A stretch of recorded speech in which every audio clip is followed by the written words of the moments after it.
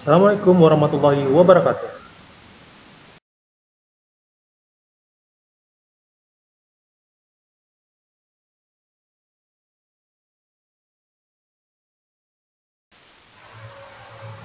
Baik, selamat datang di mata kuliah formulasi sediaan steril.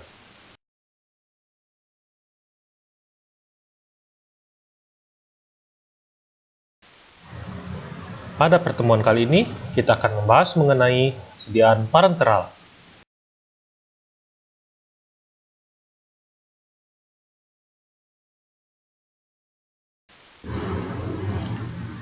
Yang pertama, kita akan melihat dulu apa itu pengertian dari sediaan parenteral. Jadi, sediaan parenteral itu adalah merupakan suatu bentuk sediaan untuk injeksi ataupun untuk sediaan infus.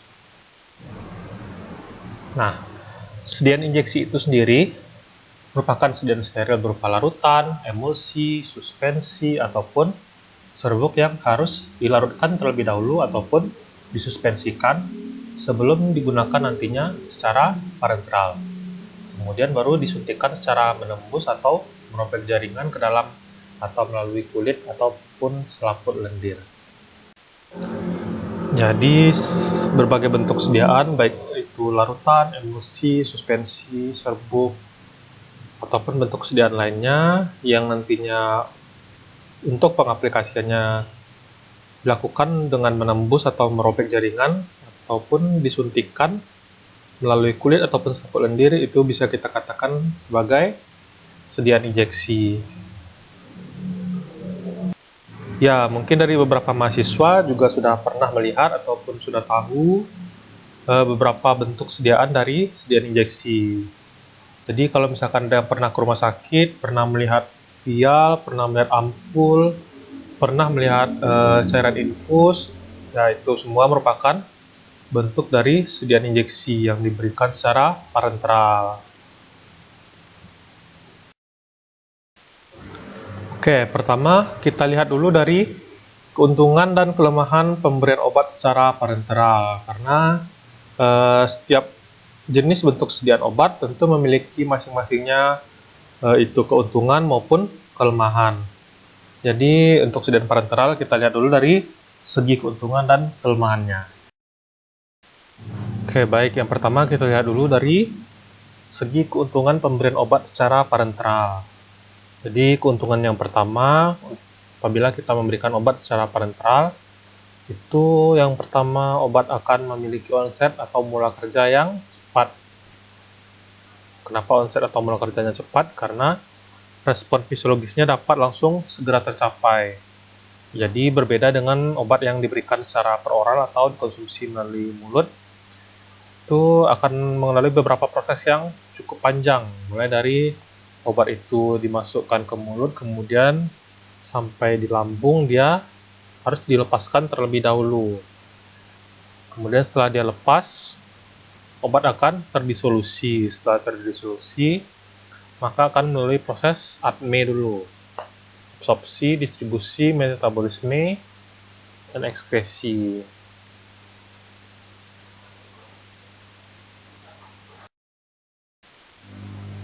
Selanjutnya, untuk keuntungan kedua dari pemberian obat secara parenteral, yaitu bioavailabilitas obat yang diberikan secara parenteral ini hampir 100%, atau bisa dikatakan sempurna. Jadi bioavailabilitas ini merupakan ketersediaan hayati obat di dalam darah.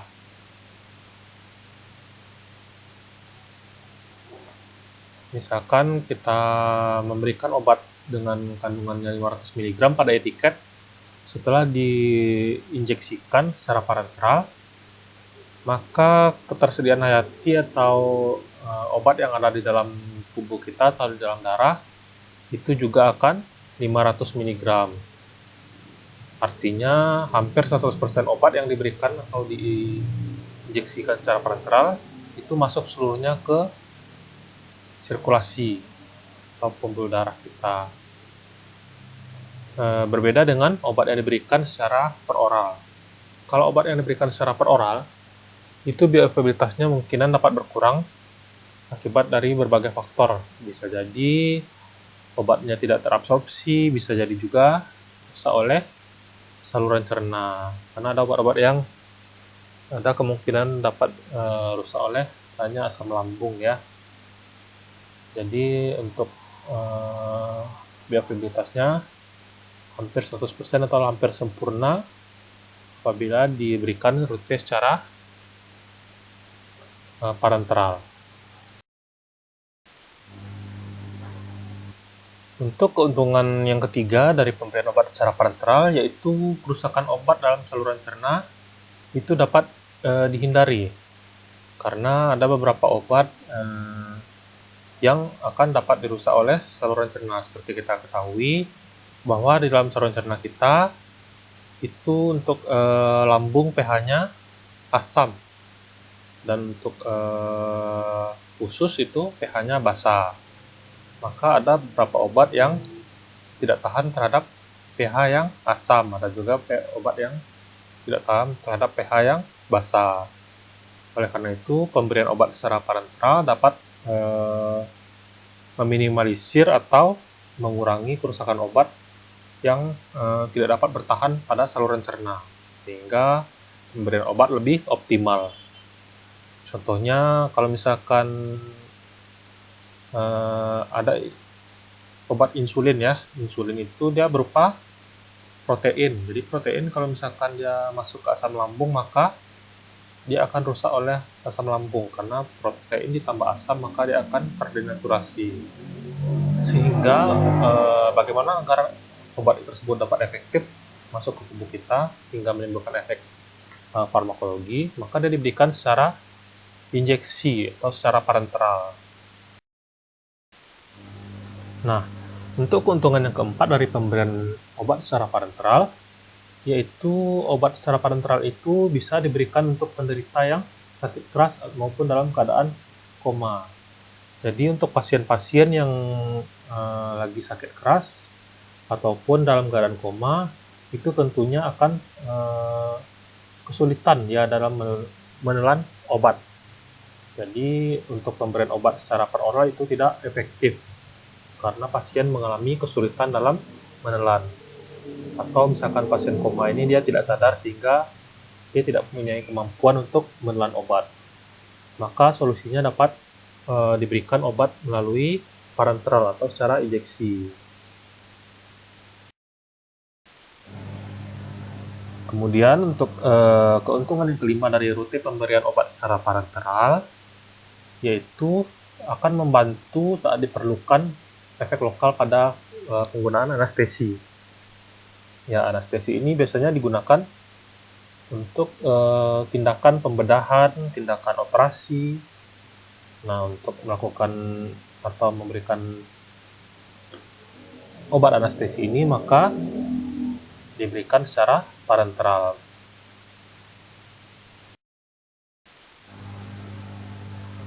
Selanjutnya untuk keuntungan yang keenam, yaitu penggunaan obat secara parenteral ini dapat bermanfaat untuk terapi keseimbangan cairan elektrolit.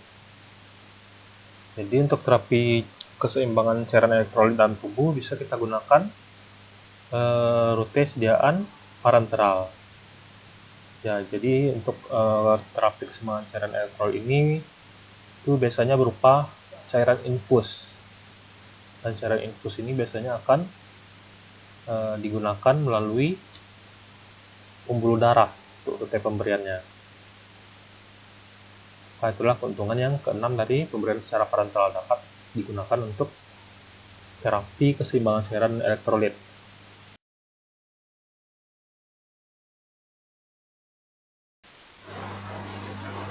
Oke, kita masuk ke kelemahannya lagi.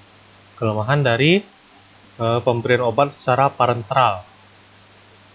Nah, di samping keuntungan, tentu pemberian obat secara parenteral ini juga memiliki beberapa kelemahan. Untuk kelemahan yang pertama, yaitu rasa nyeri pada saat disuntik apabila pemberian obat dilakukan secara parenteral.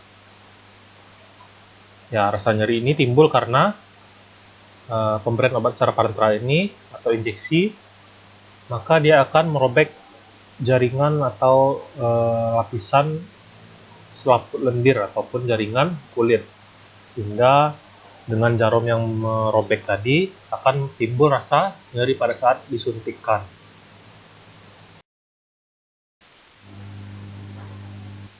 Untuk keuntungan yang ketiga dari pemberian obat secara parenteral, yaitu kerusakan obat dalam saluran cerna itu dapat dihindari, karena ada beberapa obat yang akan dapat dirusak oleh saluran cerna. Seperti kita ketahui bahwa di dalam saluran cerna kita itu untuk lambung pH-nya asam, dan untuk usus itu pH-nya basa.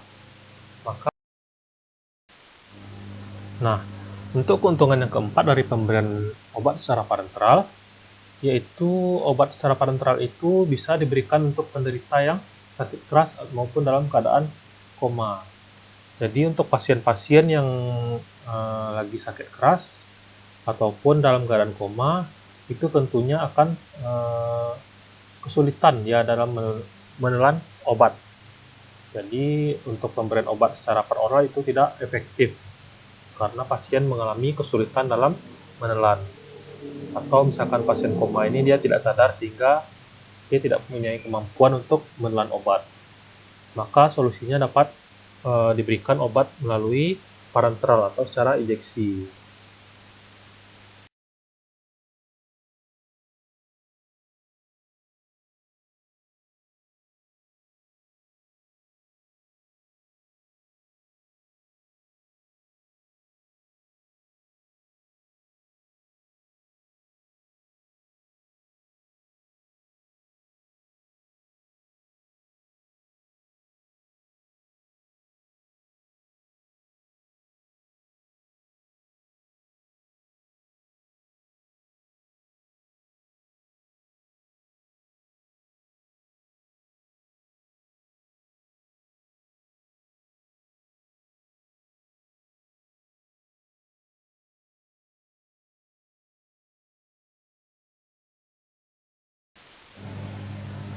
Kemudian untuk keuntungan yang kelima dari rute pemberian obat secara parenteral, yaitu akan membantu saat diperlukan efek lokal pada penggunaan anestesi. Ya, anestesi ini biasanya digunakan untuk tindakan pembedahan, tindakan operasi. Kemudian untuk kelemahan yang kelima pemberian obat secara parenteral, yaitu pemberian obat ini harus mengikuti prosedur aseptik. Ya, karena obat yang akan diberikan itu langsung masuk ke pembuluh darah, maka dia harus bebas dari kontaminasi mikroorganisme, baik itu yang menempel pada alat suntik maupun pada area yang akan disuntikkan. Oleh karena itu, mungkin pernah juga mahasiswa melihat ketika perawat atau dokter akan menyuntikkan itu biasanya dilap dulu dengan alkohol, baik itu jarumnya maupun area yang akan disuntik. Ya, tujuannya adalah untuk menghilangkan kontaminasi dari mikroorganisme. Kemudian kelemahan yang 6 dari pemberian obat secara parenteral, khususnya ini untuk sediaan infus. Jadi sediaan infus itu membutuhkan waktu yang lama untuk pengaplikasiannya. Jadi untuk menghabiskan satu botol infus atau satu kantong infus itu butuh waktu yang lama atau berjam-jam. Jadi itu akan memakan waktu yang lama untuk menghabiskan satu obat saja. Berbeda dengan untuk pengaplikasian obat secara peroral. Kalau pasien yang menerima obat secara peroral, maka dia ketika setelah mengkonsumsi atau memakan melalui mulut, telah selesai dia mengaplikasikan obatnya. Sedangkan untuk pemberian infus, sampai cairan dalam botol infus itu habis, maka harus tetap jarum menempel pada bagian tubuh yang akan dirobek. Oke, kita masuk ke kelemahannya lagi. Kelemahan dari pemberian obat secara parenteral. Nah, di samping keuntungan, tentu pemberian obat secara parenteral ini juga memiliki beberapa kelemahan. Untuk kelemahan yang pertama yaitu rasa nyeri pada saat disuntik apabila pemberian obat dilakukan secara parenteral. Ya, rasa nyeri ini timbul karena pemberian obat secara parenteral ini atau injeksi, maka dia akan merobek jaringan atau lapisan selaput lendir ataupun jaringan kulit, sehingga dengan jarum yang merobek tadi akan timbul rasa nyeri pada saat disuntikkan.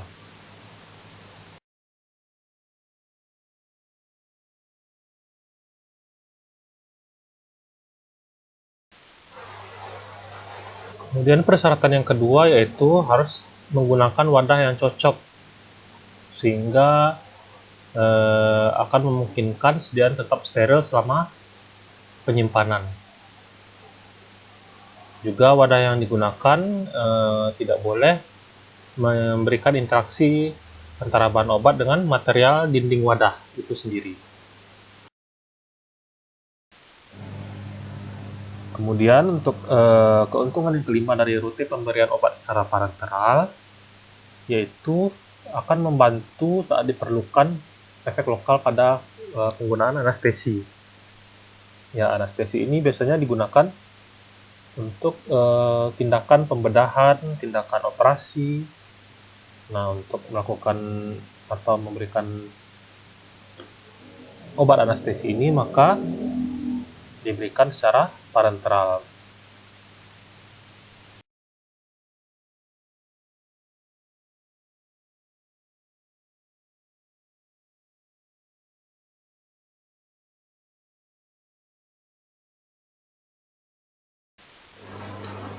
Kemudian persyaratan yang keempat yaitu obat yang digunakan secara parenteral itu harus tersatukan atau kompatibel dengan sediaan parenteral lain tanpa terjadinya reaksi, misalkan pencampuran berbagai macam obat dalam sediaan infus.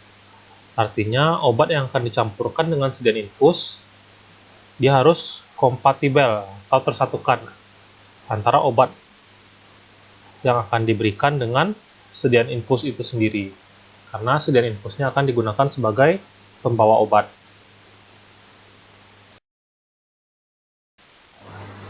Kemudian persyaratan untuk sediaan parenteral yang kelima yaitu sediaannya harus steril, artinya harus bebas dari kontaminasi mikroorganisme baik bentuk vegetatif maupun spora.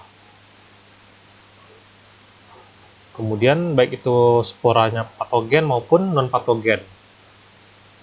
Patogen ini adalah yang menimbulkan penyakit nantinya. Jadi baik itu mikroorganisme yang menimbulkan penyakit maupun tidak menimbulkan penyakit, tetap tidak boleh ada sama sekali mikroorganisme di dalam suatu sediaan steril. Artinya dia harus benar-benar steril. Kemudian persyaratan yang ke-6 untuk satu sediaan parenteral haruslah bebas pirogen. Jadi untuk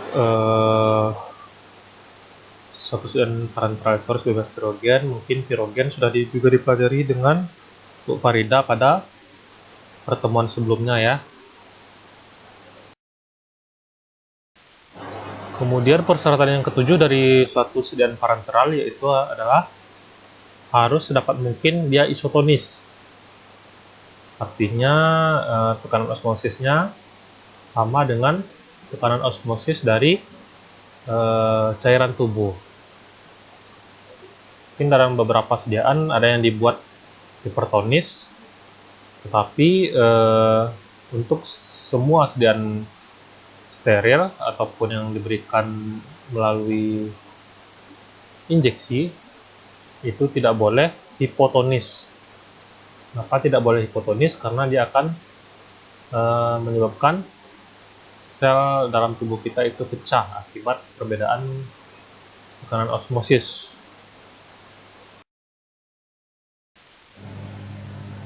Kemudian untuk keuntungan yang kelima dari rute pemberian obat secara parenteral yaitu akan membantu saat diperlukan efek lokal pada penggunaan anestesi.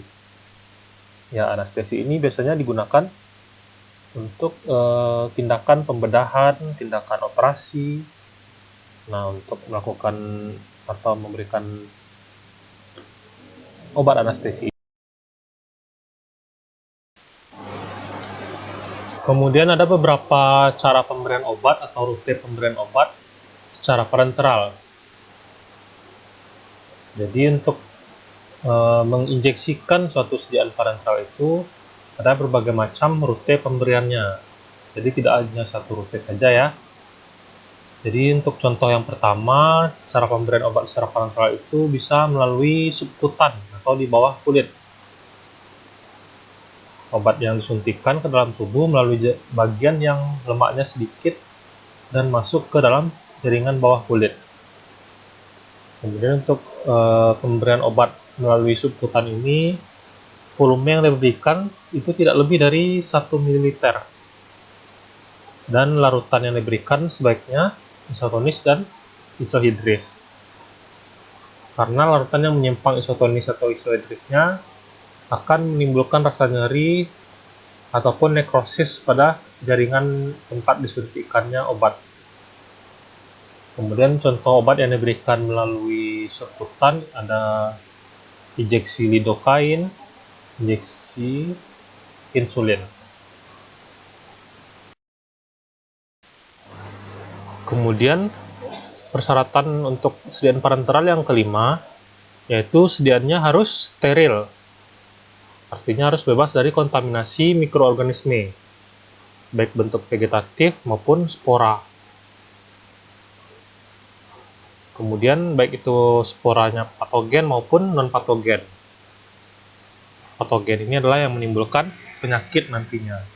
Jadi baik itu mikroorganisme yang menimbulkan penyakit maupun tidak menimbulkan penyakit, tetap tidak boleh ada sama sekali mikroorganisme di dalam suatu sediaan steril. Artinya dia harus benar-benar steril.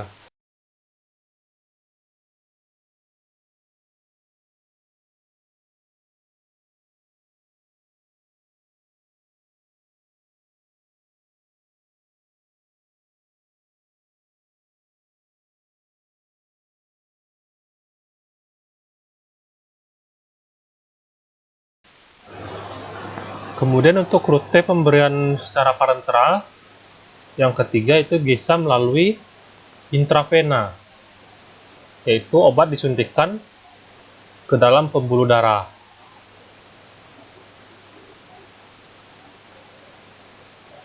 Nah, untuk obat yang disuntikkan melalui intravena ini, apabila dalam volume kecil di bawah 5 mili, sebaiknya isotonis dan isohidris. Sedangkan apabila dia bervolume besar di atas 5 ml, maka harus isotonis dan isohidris.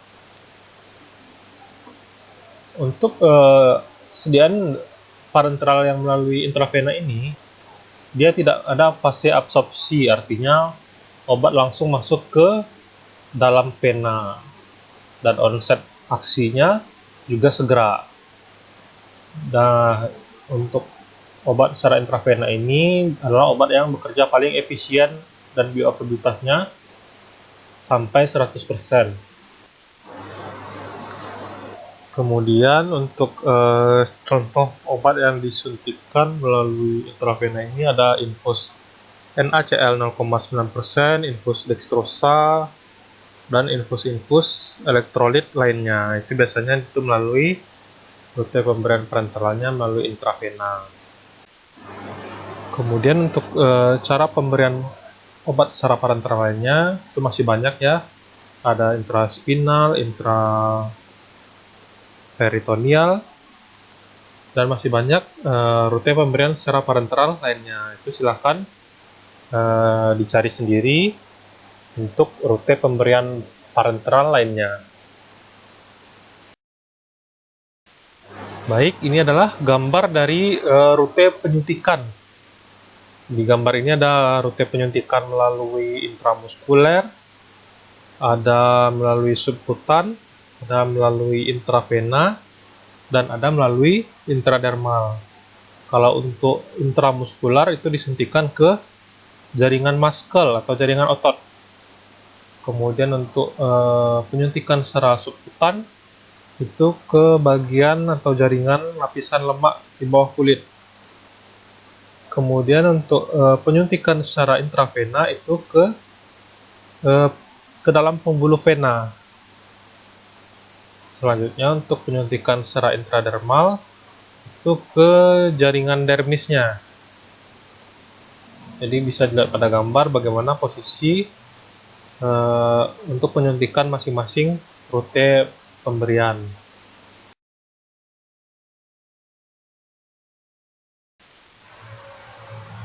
Baik, selamat datang di mata kuliah formulasi sediaan steril.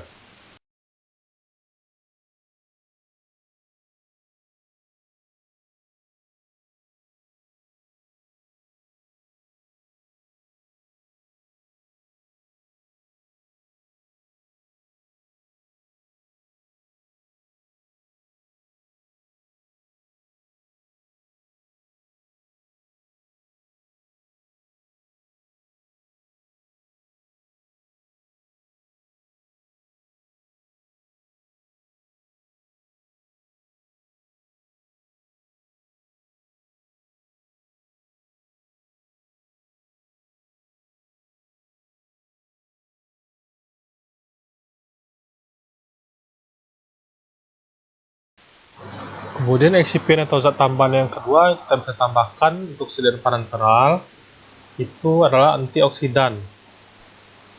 Jadi antioksidan bisa kita tambahkan apabila sediaan parenteral yang kita buat itu rentan terjadi oksidasi.